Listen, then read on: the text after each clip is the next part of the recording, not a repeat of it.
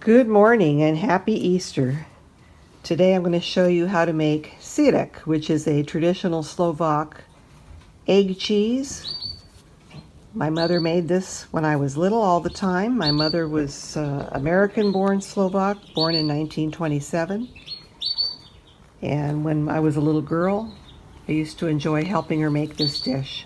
The ingredients are very simple. It's just basically eggs, whole milk, a little salt and pepper. Now, I personally didn't put salt and pepper in mine because I'm kind of on a low salt diet at this point in time. But that's the traditional way to make it, is with salt and cracked black pepper.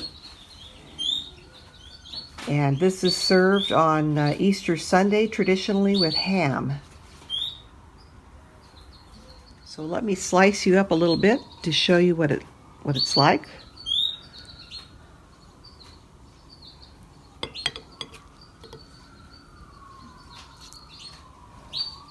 Now, my mother didn't refer to this as sidak. She just called it egg cheese, but she was an Americanized Slovak.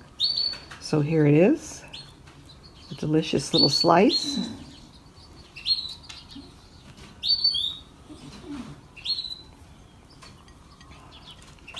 Just a little salt and pepper, and this is really good.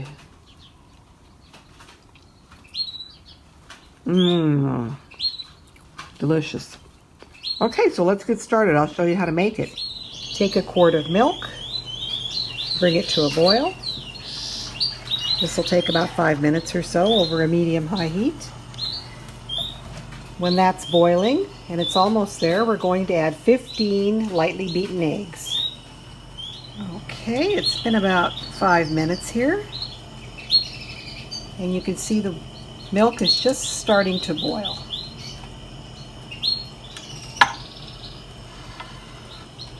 So very slowly, we're going to add a little bit of egg,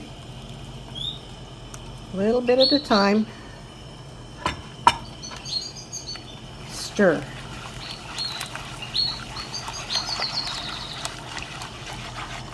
Keep adding the eggs a little bit at a time.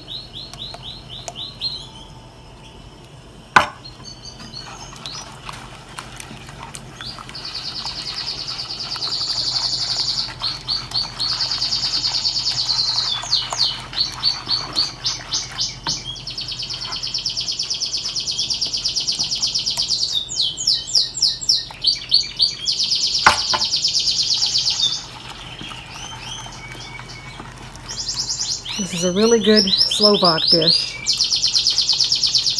and it's traditional for Easter.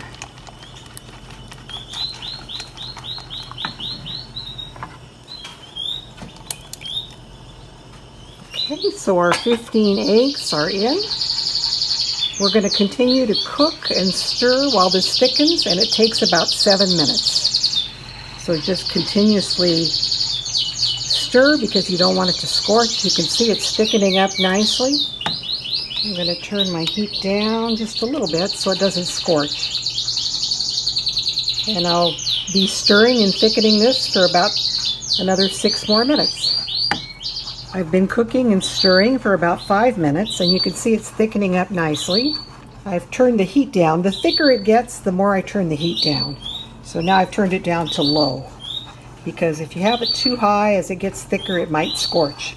You want to continuously keep mixing for about another 2 minutes. Okay, our 7 minutes is up. Looks very good. Almost like a custard. Now we're going to strain this through some cheesecloth. So in my sink, I've got a strainer, and I've lined it with cheesecloth.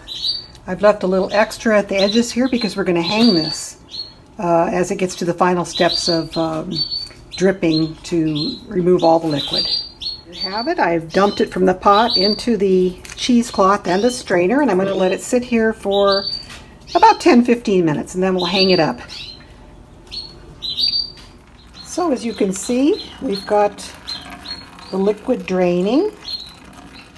We're going to hang this up and try to make it into a nice ball shape before we put it into the refrigerator to be stored. It's going to take about 2 hours for this to cool and drain completely. And this is how my mother used to hang it from the faucet just to let it drain in the sink.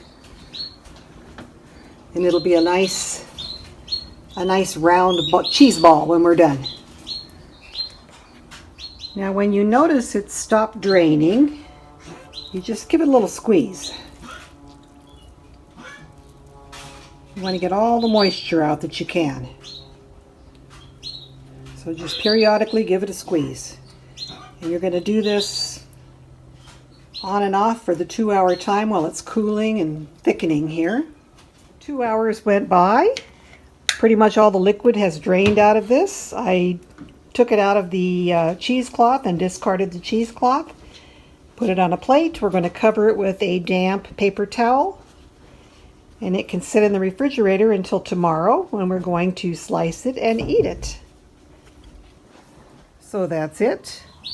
That's all there is to making this. It's a pretty simple process. The only thing that you need that might be a little difficult to come by nowadays is cheesecloth, but the other ingredients are readily available.